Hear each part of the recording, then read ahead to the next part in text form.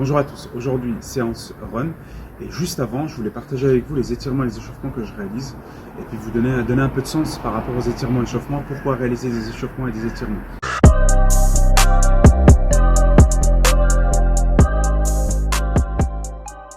Alors c'est très important notamment par des temps comme ceux-là où il fait froid, donc voilà, c'est important pour vous de préparer un peu vos muscles à l'effort et d'augmenter votre température corporelle.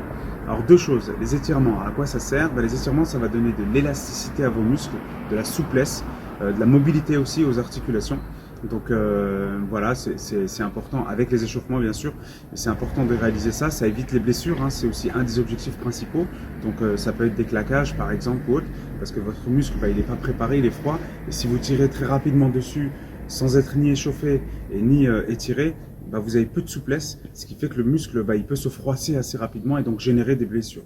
Donc ça c'est important, c'est le premier point. Le deuxième point c'est l'échauffement. Pourquoi faire un échauffement? En fait ça va vous permettre d'augmenter la température corporelle. À quoi ça sert d'augmenter la température corporelle? Déjà quand il fait froid comme ça vous réchauffe.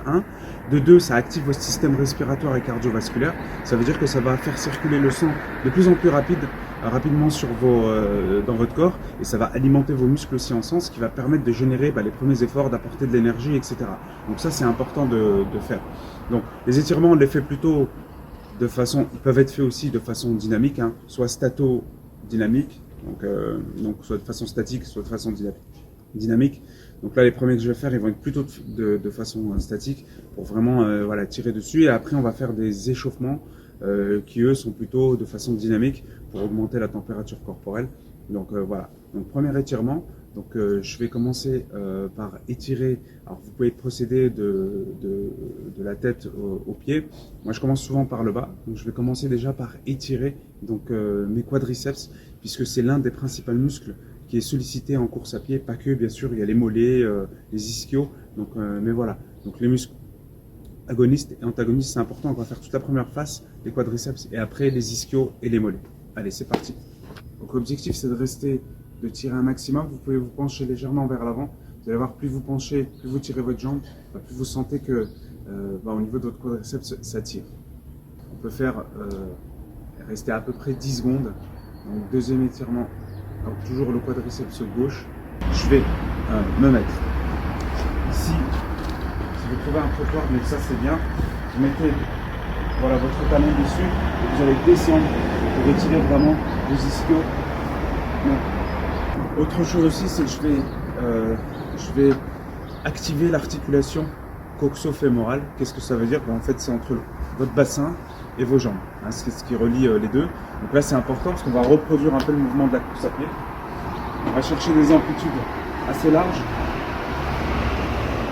Voilà. Pour activer un peu l'articulation. Et après, on fera l'articulation de la hanche. Je vais faire la même chose ici.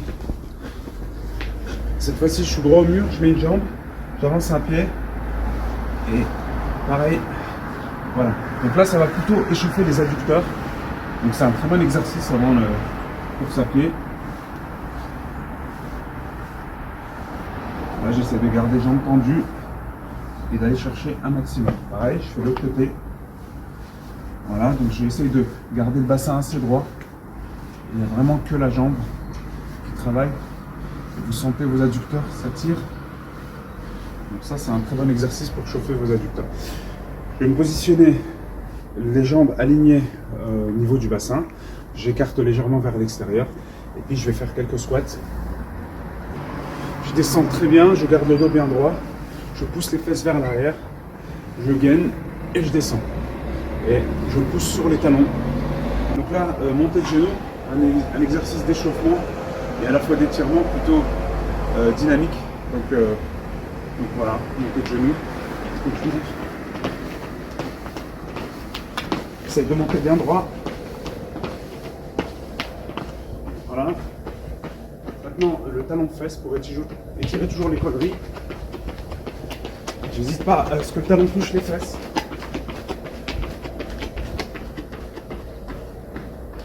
Voilà, toujours chauffer les adducteurs.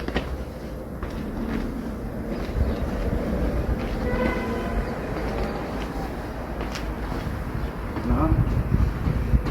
Maintenant, je vais chauffer. Je vais atterrir sur la pointe des pieds, jambes tendues. Donc voilà.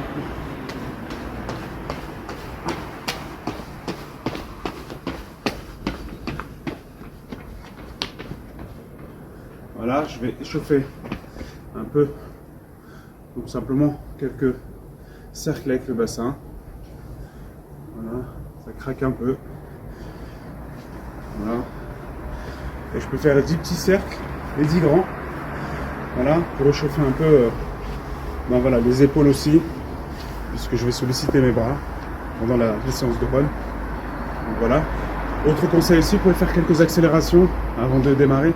Ça va vous faire monter un petit peu en température pour pouvoir ben, voilà, démarrer la course. Et après cet échauffement-là, ben, on peut attaquer. Vous voyez, je suis déjà un peu essoufflé.